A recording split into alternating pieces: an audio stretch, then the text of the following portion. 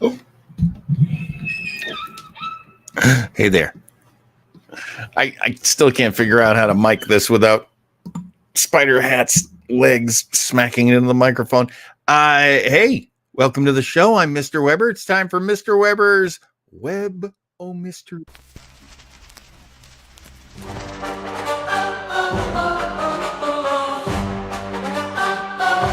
Mr. Weber's Web O Mystery.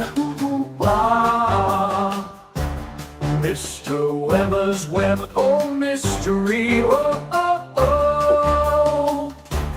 Mr. Weber's Web O Mystery. Ah. Mr. Weber's Web O Mystery. Ooh, ooh, ooh. Wow. Time for another silly show where I play old-time radio shows, and hopefully you like them, and then you can listen to more in the future. Mr. Weber's Web O Mystery. There's a volume. Mr. Weber's Web O Mystery. Okay, so yeah, welcome to the Webo Mystery. I'm John Weber.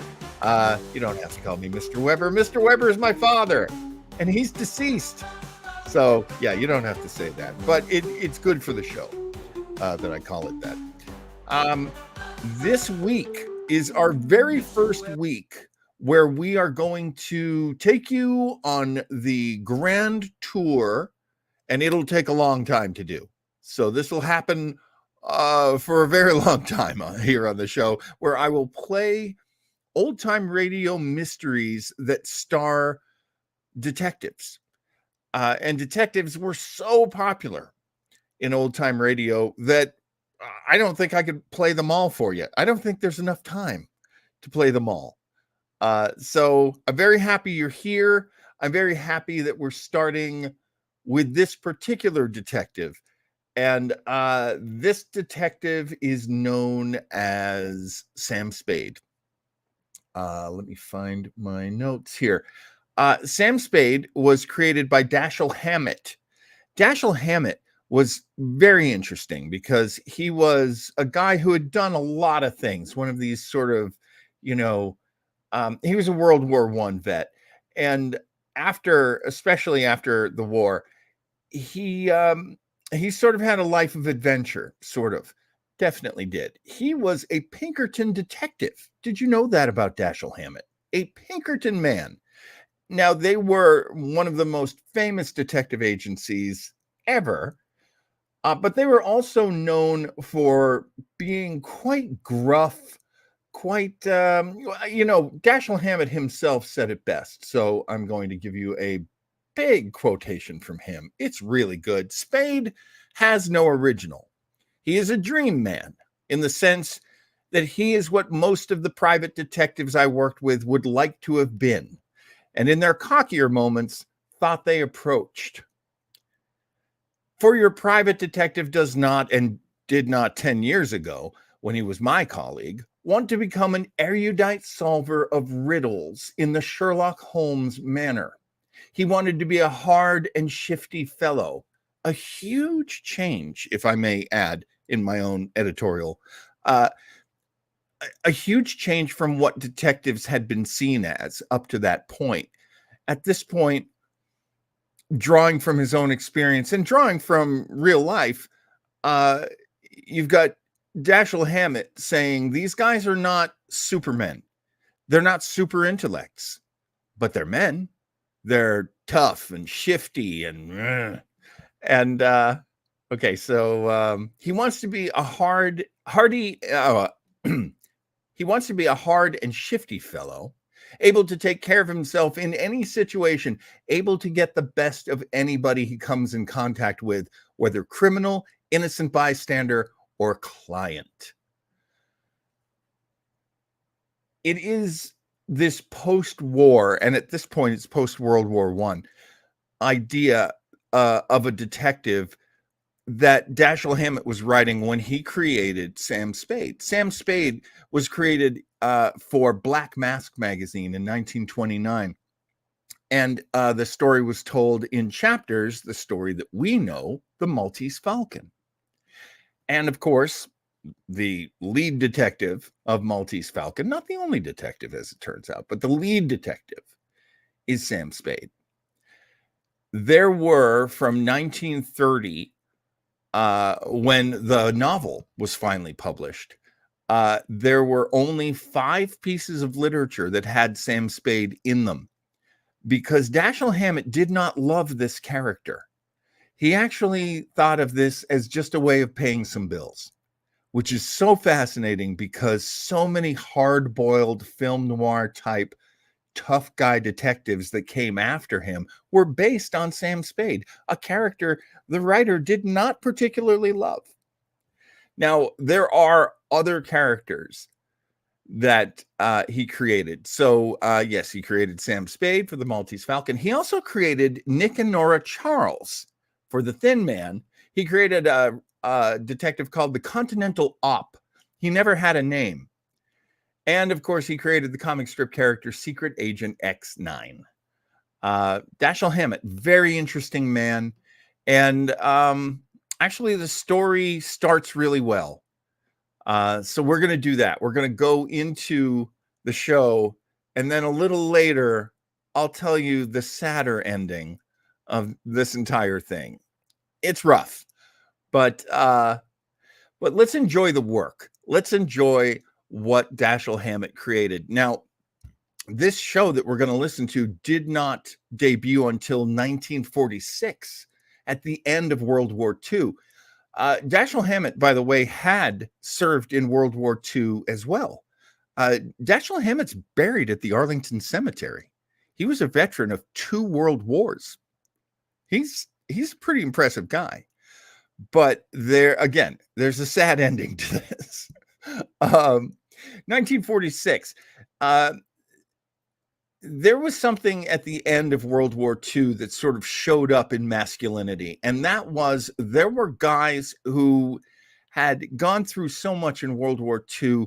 How are they ever going to go back to a white collar job? How are they ever going to go back to being the manager of a bank, or a guy who ran a used car salesman, used car lot? How are they ever going to go back to that?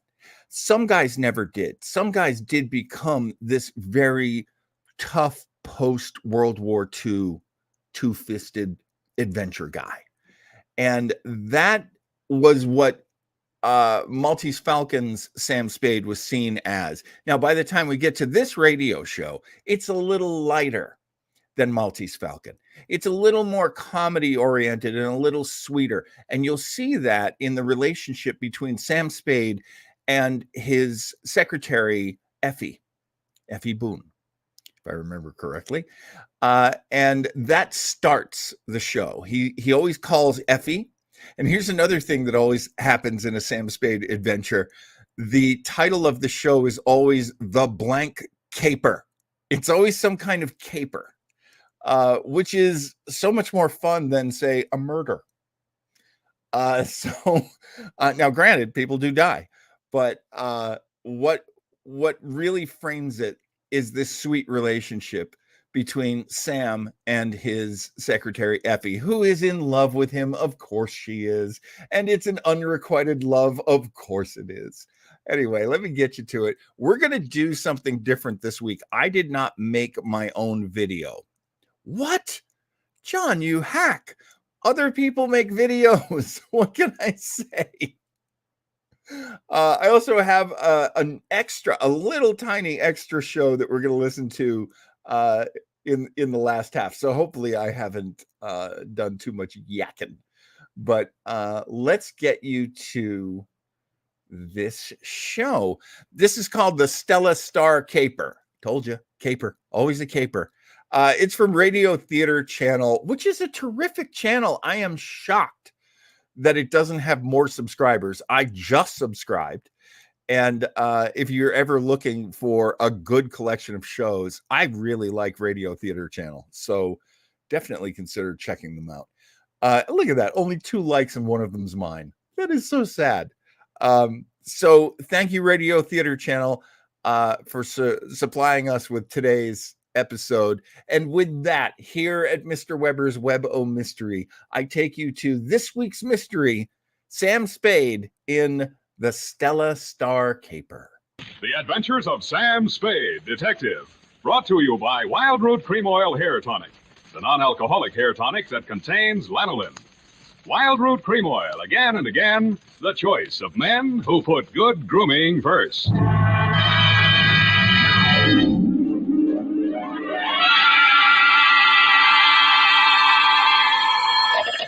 Spade Detective Agency? It's me, sweetheart. Back from resisting arrest. Oh, Sam? Oh, Sam, you better not talk. The homicide people may be tapping our wire. Let them tap, Effie. I can take my medicine. Perhaps it's better this way. I'm strangely content. I'll walk down that last mile with dignity and aplomb. A plum? You'll even be eating when you're going to your life? Why not, Effie? Why not? If this caper was to be my last, then so be it. It brought me everything a woman's passionate love. The smell of salt air clean in my nostrils, But and... you struck Lieutenant Dundee, that was the best part. an officer of San Francisco's police people. It was glorious, glorious. Now calm yourself, Effie. Take a fortitude pill. Pull down the shade. Speak to no one. I shall skulk down alleys and secret byways as I come to you to dictate my report on the Stella Star Caper.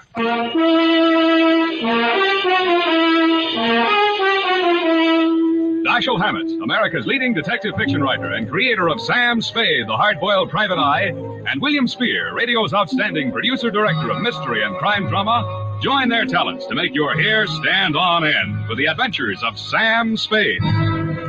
Presented by the makers of Wild Root Cream Oil for the hair.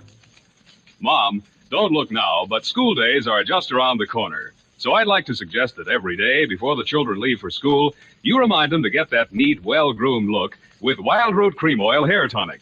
Wild Root Cream Oil not only grooms the hair neatly and naturally, it also relieves dryness and removes loose dandruff. So for the children, for Dad, and for yourself, Mom, get Wild Root Cream Oil Hair Tonic. Now in a new 25-cent get-acquainted size. Wild Root Cream Oil Hair Tonic, a friend of the family. And now, with Howard Duff starring as Spade, Wild Root brings to the air the greatest private detective of them all in the Adventures of Sam Spade.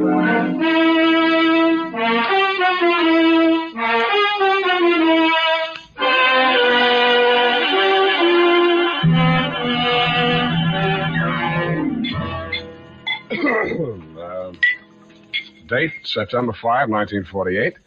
To Mrs. Stella Star, aboard the Stella Star, Marina Yacht Basin, San Francisco. From Samuel Spade, license number 13796. Subject, the Stella Star murders. Murder? But Sam, if she's dead.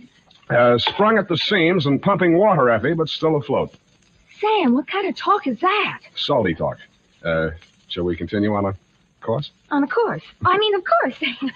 Dear Stella, if anybody had told me that the man who walked into my office had a wife like you, I would have believed it. Because he was obviously a very wealthy man. He was wearing a very expensive skipper's uniform, $1,000 worth of Leica camera, $500 worth of binoculars, a platinum bosun's whistle with a star ruby monitor, and a goatee. I'm a very wealthy man, Mr. Spade. I do not say that in boasting, but as a point of information. Thanks. I like to get as many facts as I can from my clients. Your name? Star, J. Wellington Star, master of the schooner Stella Star. Name for my dear little wife, sir. That picture? Yes, indeed. I call her my little mermaid. Uh-huh. What does she call you? Twinkie. But to the point, sir, it is not my dear little wife that is lost. It's my Webley Vickers. Revolver? A pistol. Blowback, semi-auto, .455 caliber. Anything special on it? Not particularly. Oh, there's one thing. The grip was fashioned from the skull bone of a pygmy, which my dear little wife shot by accident while elephant hunting. Pygmy elephant? No, human. I'm quite fond of the pistol, both because it's a good gun and as a reminder of happy days in the African bush. Here's a picture of my dear little wife in her hunting togs. Mm-hmm. Is that the pygmy standing next to her? Yes, before the accident. Poor little chap. Was quite melancholy all the morning. Well, sir, when you've found my Webley, bring it around to the yacht. We're moored in the Marina Basin. Have you reported this to the police? Oh, good heavens, no. Why not? It would mean no end of bother. Might even hold up my port clearance. Undoubtedly merely a matter of a crewman needing money. Filched it from my quarters and took it to a moneylender. Don't you imagine? Well, I'll give it a buzz. My fee is $25 a day. The gun worth that? I'm a very wealthy man, Smith. Well, then make it 50. We settled for 35, and he left. After a leisurely lunch at the Blue Bottle Bar and Grill, I asked myself, if I were a seaman who wanted to unload a hot gun, where would I take it? Well, that narrowed the field to about a half a dozen friendly waterfront pawn shops. It took me about an hour and a half to check Friendly Sam, Friendly Rufus, Friendly Tom, Dick and Harry, and Joe Friendly's place. If your husband's story was true, I was sure I'd find the missing gun in one of these places. But I did. Yes, something. Got a Webley pistol in here lately? Foreign gun, bone grip? Oh, I got all kinds of guns. Foreign, domestic, Japanese. All types handles, bone, ivory, plastic. Take your pick, choose it what you like. Let me see that one there. That I can't sell. The ship ain't sailed yet. I got news for you, Joe. This one's hot. A living newspaper he is. How do you think I keep this place so warm with the fogs rolling in all the time? Who pledged it? Nah. Funny thing, I forgot to write it down. What's your interest? What's your name? Spade.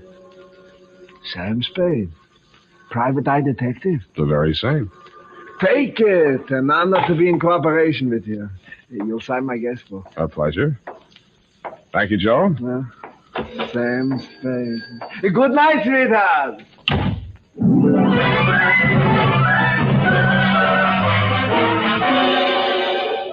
It was dark and the fog was rolling in by the time I got to the Marina Yacht Basin.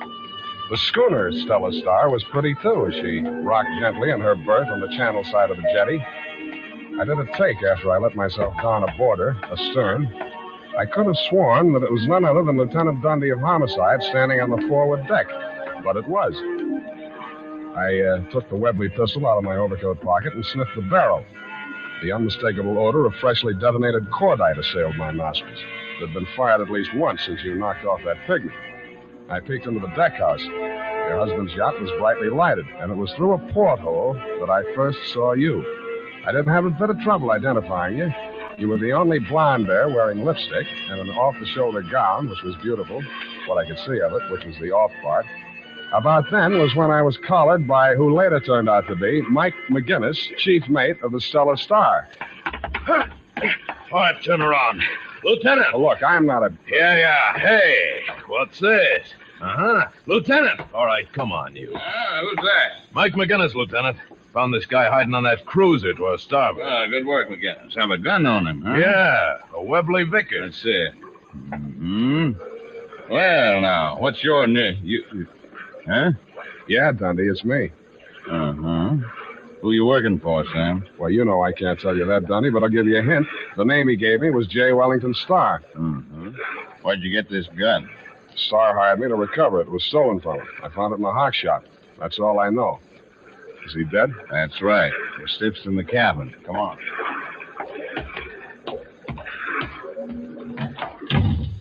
Good evening, all. Oh, now, please. Now, Mrs. Starr, we mustn't be hysterical. Do you identify this man? Oh, that's him. The face, the porthole. He was wearing a gray hat. I remember now. Now, that's a very serious statement, Mrs. Starr. Are you absolutely sure of your identification? Oh, Lieutenant, that's the man who shot my husband. I never forget a face. Oh, now, please, Mrs. Starr. Mrs. Starr. Why this perfidious formality suddenly? Look, Dundee, you don't seriously... Sam, I don't know what to think. That is true. Nodal ballistics tell me the slug in the body didn't come from this gun. Oh, well, it did, Dundee. Oh, you see, he admits it. Is that what you're doing, Sam? No, I don't make any statement without my lawyer, but this gun smells like cordite, and this dame here smells like frame. What's she got against you? I don't know. I never saw her before in my entire V. Oh, Sam, how can you say that? After all we've been to each other, the promises you made. We're in this together, darling. You shot him. All right, but because I inflamed your passions. But I'll stand by you. That's the only You're decent a fine, brave little woman. Now, Mrs. Starr, I'd like you to make that statement again. This time we'll write it down. Oh, must I, with poor Twinkie's body lying there so... Sergeant, pull out. Get this stick. Take it away. Oh, I got that again. Quiet. Now, Mrs. Starr, You say you went ashore early this afternoon. Huh? Yes, Lieutenant. I wanted to see Sam. I wanted to talk to him. I wanted to tell him that it was all madness and could never be. But I disagree. We met at a little restaurant off the beaten track where we often meet. What restaurant was that, Mrs. Starr? Well, just a little Italian place near his apartment. No, just a small place. It just says pizza. And they draw the curtains across the booth. Iron curtain, Dundee, and I always arrived in disguise wearing an iron mask. Oh, Well, Sam. continue. When you left the boat, you took something with you. Yes, the gun. That gun. Twinkie was so upset. Over Sam, that is. He had threatened self-destruction. I was afraid to leave him alone with this gun and I... Don't stop. This is exciting. Darling, you tell the rest of it. We may as well face it out. The truth is our only hope. Well, okay. Here's the rest of her story, Dundee. No. I can't let you Here's her confess. No, story. I'll... She told me it was all over between us, see? The Twinkie had threatened to blow his brains out. Then she showed me the gun, see?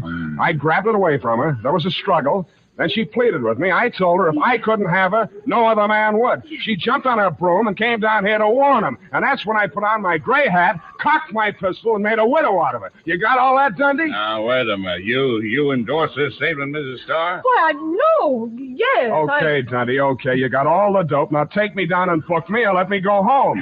Well, Sam, I'm afraid I'm going to have to take you. Why, you... You, Stella, were still wearing a puzzled expression under your tear-stained makeup when I embraced you and turned quickly away and said to Lieutenant Dundee, I am ready. You called after me, but I didn't look back. My face was in the mobile mask as with slow, steady, inexorable steps, I walked out into the fog. Lieutenant Dundee cliched along beside me. And another thing, Dundee, I'll nail you for false arrest. Did you ever stop to think how long you've been a lieutenant of detectives? What does Mrs. Dundee say when you come home day after day without a promotion? Pretty story for the papers, too. Gullible Dick, enmeshed in yarn of seagoing glamour girl. You'll be back pounding a beat. How will your stupid little son explain that to his classmates at St. Agatha's? Well, speak up here, you cat. Got your tongue? Sergeant Tollhouse! Go and check on things. Look, Sam, I know that dame is lying, but why did you have to play along with her? You leave me with Hobson's choice. Yeah, that's smart of you, Dundee. That's shrewd. But look at it this way. Give her enough rope and she'll dig her own grave. There are more ways of skinning a cat than swinging it by its tail. Follow me? Yeah. Combined operations, Dundee. I'll go on the lam, see? Now, wait. Gee, I'll give her a pitch, something like this. I told that story to save your neck, I say. Why, she asked. Because it's a beautiful neck, I say. That's the part where I kiss it all the way down to the shoulders. Yeah. Well, Sam, it won't wash. Looked perfectly clean to me. Now, be serious, Sam. I can't do it. You shot off your mouth, now you have to pay the piper. Now, Dundee, all I have to do is demand a paraffin test. I haven't fired a gun since that day you scored 48 out of a possible 100 on the police range. And I'll publish that score, too. I had a cold. Sam, are you leveling? I am. You'll be an object of ridicule, the butt of all abuse, target for the night. Okay, Sam. Hit me. Do I have to? I can't look like I let you go without a fight. Okay, Dundee, but I'd like you to know this is going to hurt you worse than it does me. Thanks. Now, take it. Now, watch it. Hey, come back here! Oh, stop the yard! Ah, they'll never catch me alive! Never!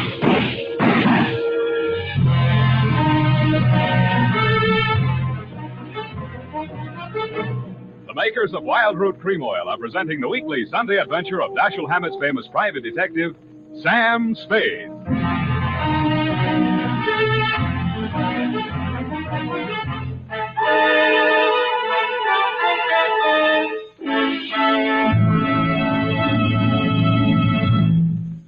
Now, here's important news on good grooming. If you want the well-groomed look that helps you get ahead socially and on the job, listen. Recently, thousands of people from coast to coast who bought Wild Root Cream Oil for the first time were asked, how does Wild Root Cream Oil compare with the hair tonic you previously used? The results were amazing. 4 out of 5, better than... What did you want? Confession to a murder if you got one handy. Who? That pig Wellington Star? Could be an honor which I don't deserve. Yeah, well, you may get it anyway. Who knows? Could be. You had motive more than you needed. You were in love with his wife, which adds up to a crime of passion, and he dumped you off in the middle of nowhere, which could add up to a murder for vengeance. But I was not there. You were. I didn't have the pistols. You did. The widow did not accuse me. She accused you. Yeah, she's changed the story. She's accusing you now. That's a lie. She don't going to accuse me. She loves me. Sure. She loves me, too. She loves that chief mate. She loves anybody she can pin that murder on. She loves anybody that can help her make it stick. And the one that's left over gets the jungle treatment. I don't listen to no more bad talk about the Stella. I think you said too much already. I think I'm going to kill you with this. Hey, watch it. Look, I teach you manners when you stick over a lady. I caught you. I caught you in little pieces. Up the ship, Rudy. Come on. Get on your feet. Get up. No, I got enough. I told you. They kill me anyway when they find out what I done with that cargo. Then you did carry something. Sure. They had this load ready to go. The regular pilot got malaria. It was a way out. I want to find her again and pay off that pig. So I don't stop in Mexicali. I keep on flying. I got a plan. With $200,000 of narcotics, I'm going to send that pig a star into prison so he don't put his dirty hands on her no more. You mean you planted some narcotics on the Stella Star? Sure. How did you get that stuff on board without anybody knowing? My Stella, this girl is crazy for me. Get some clothes on. You turning me in? What charge? For now, smuggling narcotics and stealing this plane. The murder's something else again. I got to clear myself. And if I can't find the guilty party, I just soon hang that on you, too.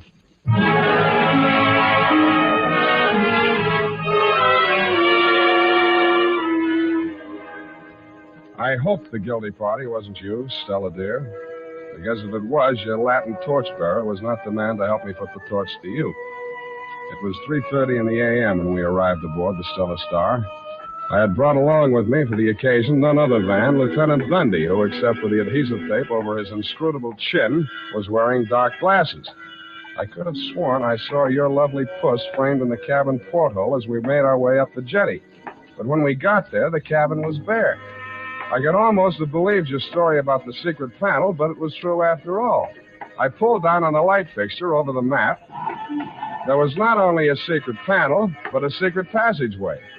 A narrow flight of steps, ladder to you, led into a compartment that looked like part of the forward hold. You and Jungle Love number 2, the Irish philosopher Mike McGinnis, were bending over a pile of roll-your-own-type tobacco sacks. A few $1,000, $100,000 I can always use. You mean you won't need me? That's what you're thinking, isn't it? Well, I've got an interest in this stuff. If the skipper had been caught with it, I'd have gone up with him. What are you talking about? My husband didn't even know that stuff had been brought aboard. Oh, what are you handing Well, me? he brought it and I helped him. Poor idiot thought I did to send Wellington up and clear the decks for him.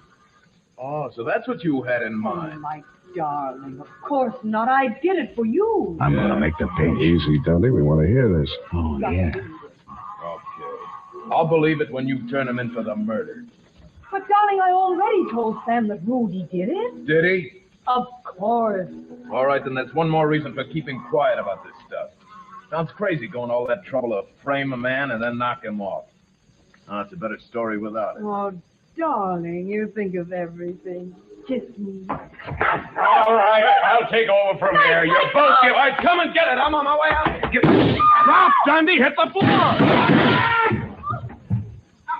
Sam, is he dead? No, not yet. Mike, can you talk? You just scorched him, that's all. No. It's pretty bad, Mike. Whatever you got to say, you better talk fast. Well, if it's bad, what's the difference? Who killed the skipper? Me. He was drunk. Yeah? Threatening to kill himself. She got the gun away from him. Gave it to me to hold on to. I was going to hide it down here, and so I happened to find this cache of dope. I figured he's handing me half of the risk and none of the profit. You figured he's natural for a suicide verdict anyway, so all you need is the right moment when nobody's around to have it happen. But in the meantime, he came to me about the missing gun, which gave you the bright idea. You plugged him and then hocked the gun so I could find it easy and arrive with a murder weapon on me. Oh, Mike, you did it for me. Yeah, that's about it. Well, you got it, Dundee? Yeah. Huh? How about it? What?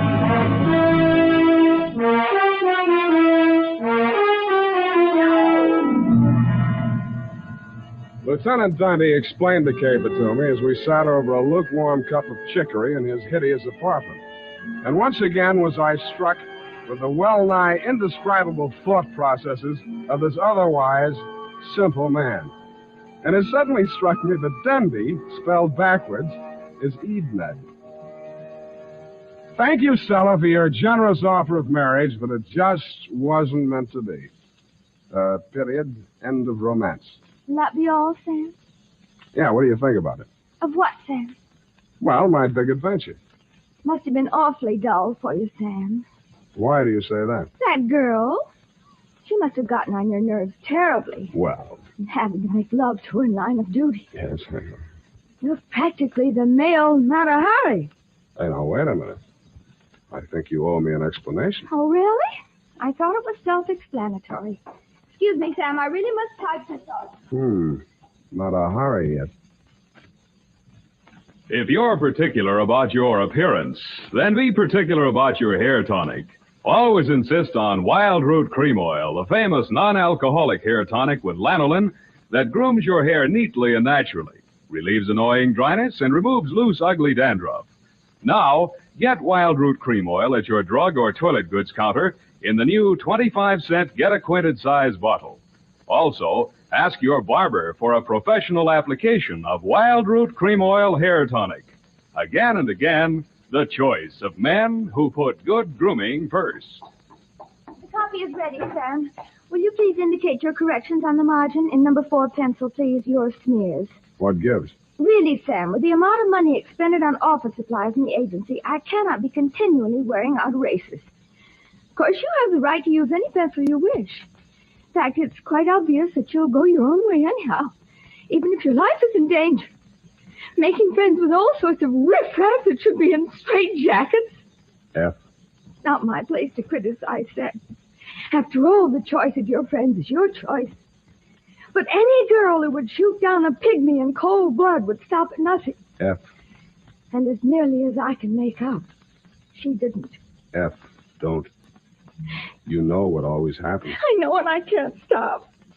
I just get all wound up, Sam. Come here. No, don't touch me now, Sam. Not after that awful... Come here. No, Sam, no, my hair and my lipstick. You just... Oh. Oh, Sam. I'll never go where flamingos fly, will I? I got news for you. Get your hat and coat, purse, gloves, and face on. They're all on. Didn't you notice? Oh, I thought you were gaining weight. Where are we going? Where flamingos fly, on the jukebox and all around the walls, called the Flamingo Bar and Grill. Oh, Sam.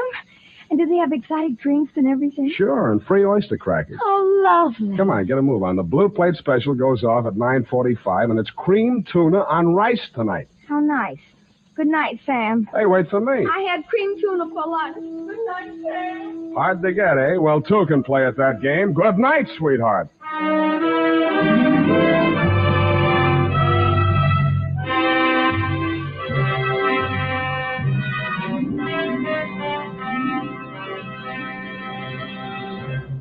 The Adventures of Sam Spade, Dashiell Hammett's famous private detective, are produced and directed by William Spear. Sam Spade is played by Howard Duff. Lorene Tuttle is Effie. The Adventures of Sam Spade are written for radio by Bob Tallman and Gil Dowd. Musical direction by Lud Gluskin, with score composed by Renee Garrigang. Join us again next Sunday when author Dashiell Hammett and producer William Spear join forces for another adventure with Sam Spade. Brought to you by Wild Root Cream Oil. Again and again, the choice of men who put good grooming first. This is Dick Joy reminding you to Get Wild Root Cream Oil, Charlie. It keeps your hair in trim.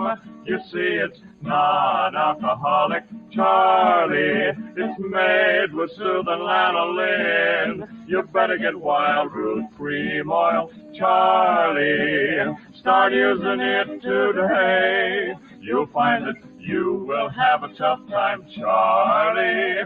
Keeping all the gals away. Hiya, Baldy. Get Wild Root right away.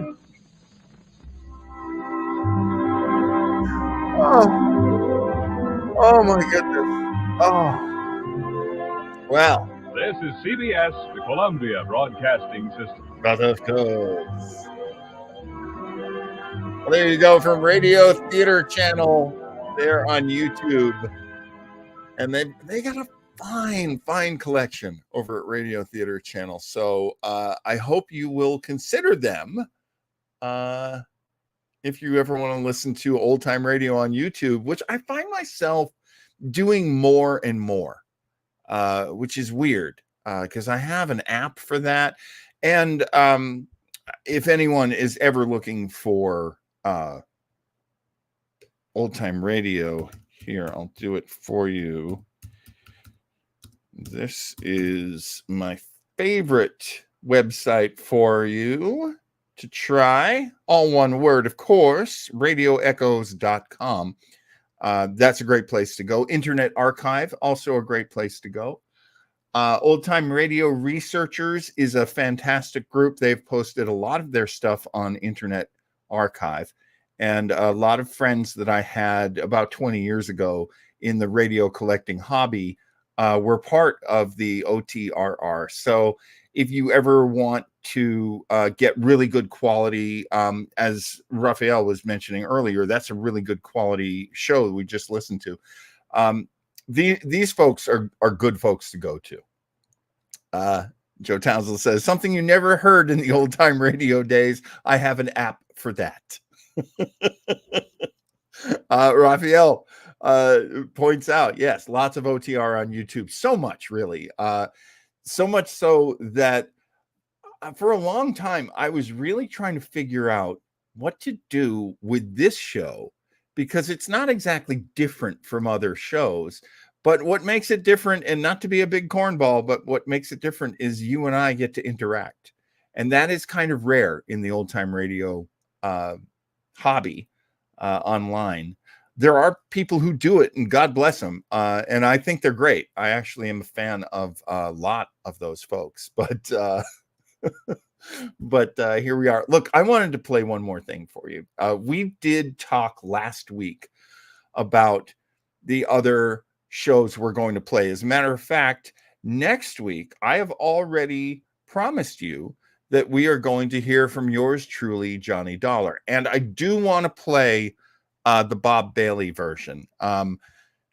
Unlike Sam Spade, there were a lot of great Johnny Dollars.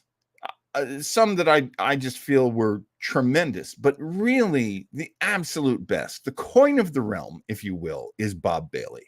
So he is the Johnny Dollar we'll be hearing from next week. And hopefully I can convince you to be as big a fan as I am, because that really is one of my favorite detective shows in all of radio. And I know a lot of people love it. So we'll have fun doing that together. The sad story.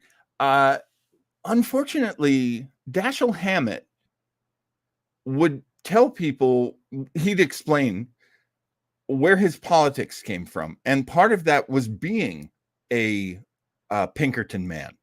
When you worked for the Pinkerton agency, you were a private detective who was working for a big agency, but sometimes you were just a mercenary. Sometimes you were just a gun thug. And as many guys who came back from World War I and then eventually World War II would go into being private eyes, a lot of times they would end up being thugs. And Dashiell Hammett hated that. Now, there's been a lot of argument over whether or not that he was part of the strike-breaking armies that were formed out of Pinkerton men and crushing working people in mines and other difficult workplaces and work situations like that. Though it has been argued maybe he wasn't there while those things happened, even though he told people he was, it is inarguable that if you support working people, you would support labor, and you wouldn't be one of those Pinkerton guys shooting. And that's not an allegation. Like, literally, they would shoot striking workers. They were terrible human beings, those Pinkerton men. Not all Pinkerton men, but those Pinkerton men. That really started Dashiell Hammett into a socialist and eventually communist opinion of how to approach the world. And as you can imagine, this show debuting in 1946, it ended in 1951. What else was going on in 1951? The House of Un-American Activities Committee was really ripping a lot of people to shreds and ending a lot of careers. And that happened somewhat to Dashiell Hammett. He was definitely downgraded and blacklisted. But he still managed to do some writing, still managed to get hired. You know who did not do so well, accused of the same stuff? Howard Duff. The guy you just heard as Sam Spade was also blacklisted because he'd had his own political outlooks that were basically, I think capitalism can be really terrible. That in 1951 could get you kicked out of show business. And that happened for a while for Howard Duff. Now, eventually back in the 60s, he would start getting work again. And listen to that voice. What a voice. There was another Sam Spade who replaced him. His name, I believe, is Stephen Dunn. And he did not have as good a voice. He was not liked as much. And he only played Sam Spade for just under a year before the whole thing was canceled. Most people did not want to get behind Dashiell Hammett at that point. And at that point, there were a lot of other hard-boiled writers. There were a lot of other creators who were making this kind of stuff. So though Dashiell Hammett was such a fantastic talent, he really did create this film noir level of detective. He wasn't the only one writing them, but he was one of the most successful. Also at Black Mask magazine, at the time when the original Maltese Falcon was being released in serial form, Raymond Chandler was writing as well. And we'll get to Raymond Chandler. He, of course, the creator of Philip Marlowe, as well as other detectives. We'll get to him in a few weeks. But, as I say, next week, yours truly, Johnny Dollar. Well, Joe Townsend is being very nice, and so is Raphael, and thank you both, gentlemen. And Joe, you can show up anytime you want. You can show up anytime you want. Lucille Ball. I absolutely love Lucille Ball. I'm pretty sure we can find a drama that she did. Raphael, does that sound familiar to you at all? That everyone did the show Suspense. Another tie-in to Sam Spade. William Spear was the guy who really made Suspense a big hit show. And then he went on to create the radio show in 1946 of Sam Spade. Spear was really good. He was really good. And he must have at some point had Lucille Ball do an episode of Suspense. That happens a lot. Desi said, the only thing red about Lucy is her hair, and even that's not real. Lucille Ball was almost blacklisted? That's crazy. That's crazy. What a Hollywood success story she was. And a producer, a fantastic producer. But yeah, it was really touchy in those times. I guess it makes sense to me. Dance Hall Girl. All right, Raphael, I'm going to be looking that one up. Here I go. This is my new thing. I like to take notes during the show. Sorry, I'm whacking everything with Spider Hat's legs. Okay, Lucille Ball. Dance Hall Girl. Well, we got to listen to that at some point. One of the things that William Spears was so great at with Suspense, I mean, it is such a good show. One of my favorites? Not entirely. I have favorites that are kind of unusual, but an undeniably high-quality show, yes. William Spears' Suspense was that. Oh, I see, because Lucy's uncle was a communist, says Joe. And Desi had to debunk the rumor before a taping of I Love Lucy. Oh, my gosh.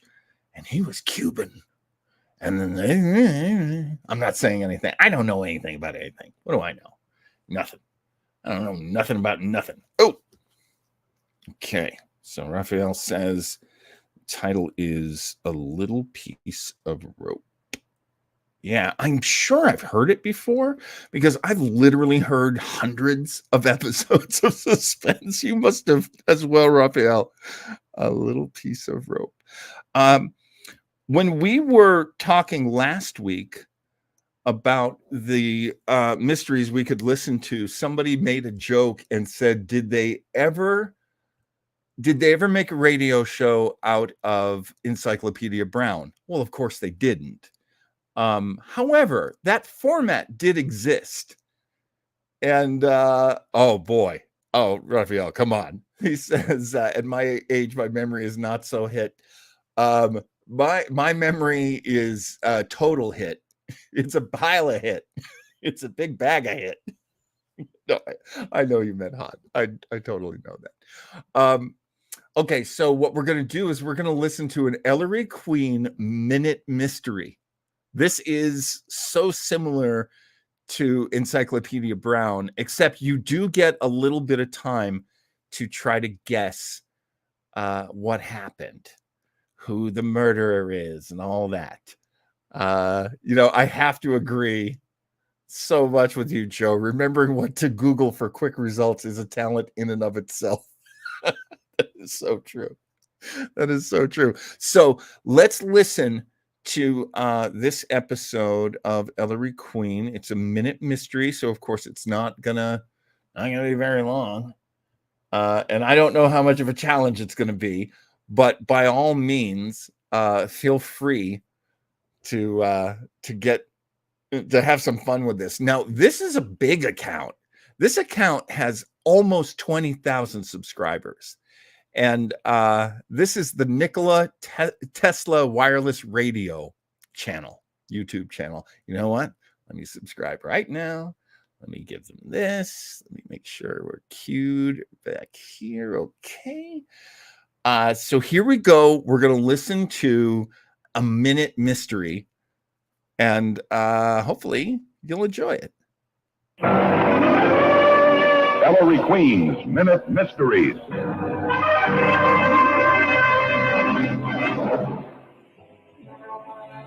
This is Ellery Queen with the case I call the Open Door Murder. A popular singer named Timmons lay dead in the doorway of his neighbor's apartment. The neighbor, pale and shaken, was telling the police and me how Timmons, as well as other neighbors, were aware of prowlers in the building. He went on to say he heard a suspicious sound outside his door, had got his .45 automatic and shouted a warning through the closed door. The sound continued, he said, so I fired. And as the door flew open from the blast, I saw Timmons, my friend, fall to the floor dead. That story wouldn't work. And in a moment, I'll explain why. Here we go. Try to figure out. In the case of the Open Door Murder, you recall the neighbor said the door flew open from the gunshot, revealing Timmons. No pistol shot will cause a door to open or close. Timmons had a bad neighbor. Listen again to Ellery Queen's Minute Mysteries. Wow.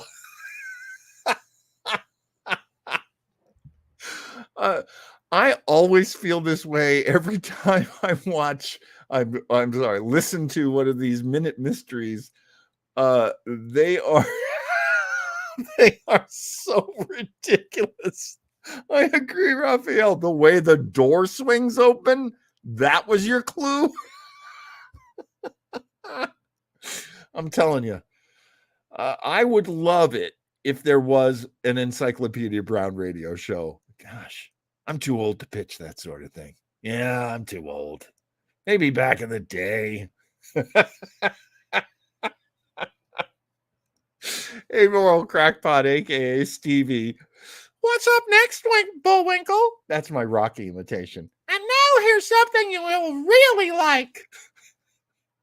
Wrong hat. I'd take a 12 and a half.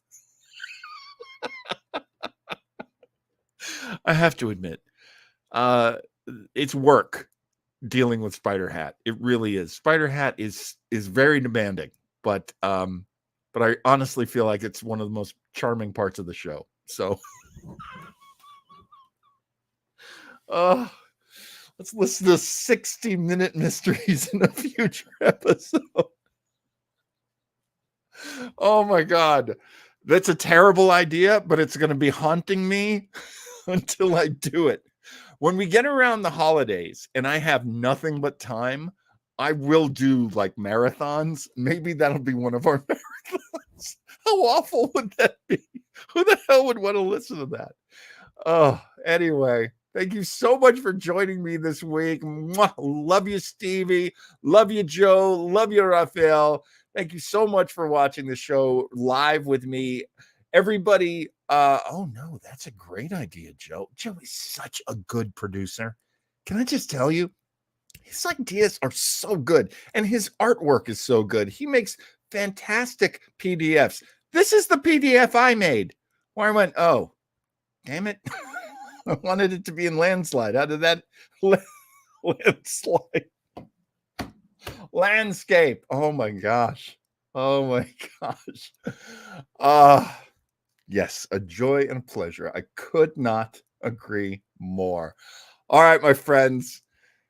We are done for the week, and what an absolute delight it's been.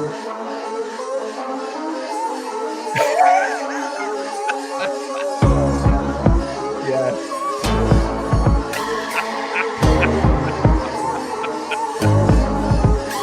I can't believe I put well. Oh,